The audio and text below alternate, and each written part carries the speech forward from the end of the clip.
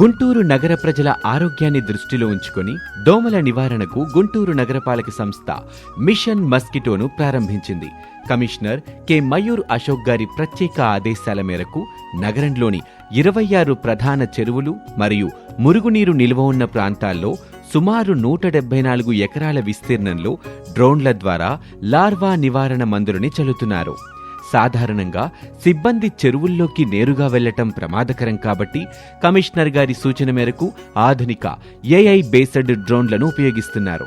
దీనితో పాటు ప్రతి వార్డులో ఫాగింగ్ మరియు యాంటీ లార్వా ఆపరేషన్లను కూడా నిరంతరం కొనసాగిస్తున్నారు. గత కొన్ని సంవత్సరాల్లో దోమల ద్వారా వచ్చే వ్యాధుల కేసులు ఎలా నమోదయ్యాయో ఈ గణాంకాలు చూస్తే స్పష్టంగా అర్థమవుతుంది. 2026లో ఇప్పటి వరకు చూస్తే నగరపాలక సంస్థ కమిషనర్ గారి ఆదేశాల మేరకు తీసుకుంటున్న చర్యల వల్ల ఈ సంవత్సరం ఇప్పటి వరకు నమోదవుతున్న కేసులు గణనీయంగా తగ్గాయి. ప్రజా ఆరోగ్యమే జీఎంసీ ప్రధాన ఉద్దేశం కనుక ప్రజలందరూ తమ ఇళ్లలో కుండీలు, కూలర్లు, వాటర్ ట్యాంకుల్లో నీరు నిల్వలేకుండా చూసుకోవాలని, తద్వారా సీజనల్ వ్యాధుల బారి నుండి మనల్ని మనం కాపాడుకోవాలని కోరుతున్నారు.